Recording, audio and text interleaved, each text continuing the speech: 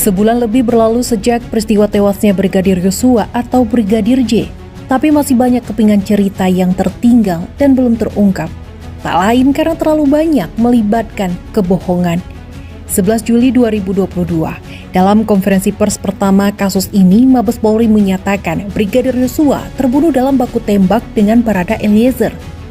Dalam dugaan Polri, Barada Eliezer melindungi Putri Chandrawati selaku istri Irjen Ferdy Sambo dari pelecehan seksual yang dilakukan Brigadir Yosua.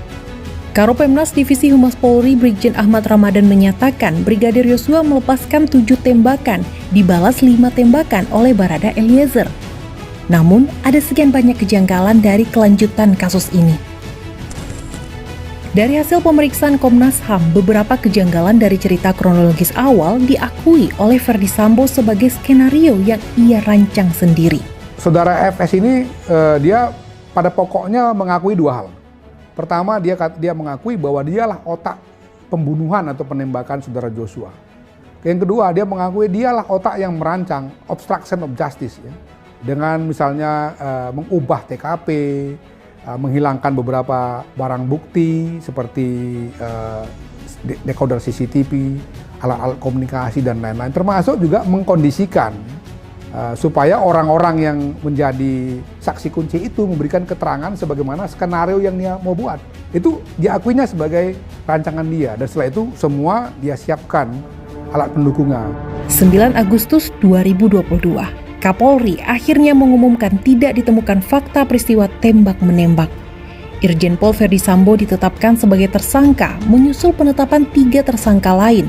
Sambo disebut menjadi dalang yang memerintahkan Barada Eliezer untuk menembak Brigadir Yosua. Terbaru, Tim Sus Polri juga menetapkan Putri Chandrawati sebagai tersangka dalam kasus pembunuhan berencana ini.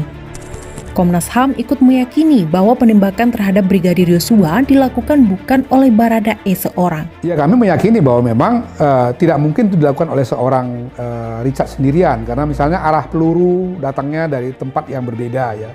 Artinya tidak mungkin orang yang sama berbolak-balik dari satu tempat ke tempat lain untuk melakukan tembakan. Yang kedua juga indikasi bahwa pelurunya jenisnya juga berbeda. Satu, posisi tubuh Joshua dengan di posisi tubuh yang lain itu ada ukuran yang berbeda satu dengan lainnya. Jadi sangat mungkin memang terjadi bahwa itu dilakukan oleh lebih dari satu orang. Dan dalam hal ini kalau kita merujuk pada pengakuan Richard, selain Richard itu ya tadi dikatakannya adalah saudara FS. Detail kronologi terbaru yang disampaikan Tim Sus Polri menunjukkan kejinya peristiwa penembakan ini. Ferdy Sambo, Brigadir Eliezer, Kuat Maruf, Bribka Riki bersama Brigadir Yosua berkumpul di ruang tamu rumah dinas Sambo. Yosua diminta berlutut menghadap pintu kamar mandi sambil melipatkan kedua tangan di belakang kepala. Di hadapannya, Richard tengah mengacungkan pistol. Ferdy lalu berteriak memerintahkan Barada E melepaskan tembakan. Maka terjadilah Richard melepaskan peluru dari jarak sekitar 2 meter dengan pistol Glock 17 sebanyak 3 kali ke arah Yosua. Yosua tersungkur sementara kaos putihnya bersimbah darah. Seakan tak cukup menurut Richard dalam keterangannya kepada polisi, Sambo kemudian menambahi dengan menembak 2 kali bagian belakang kepala Yosua hanya dalam jarak sedekat 16 cm atau sepanjang sedotan minuman.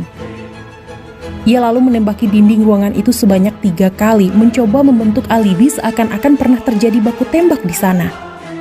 Terakhir, Sambo mengoleskan sisa jelaga dari sarung tangan hitamnya ke tangan jenazah Yosua demi melengkapi narasi kebohongannya. Puzzle ini belum terangkai lengkap.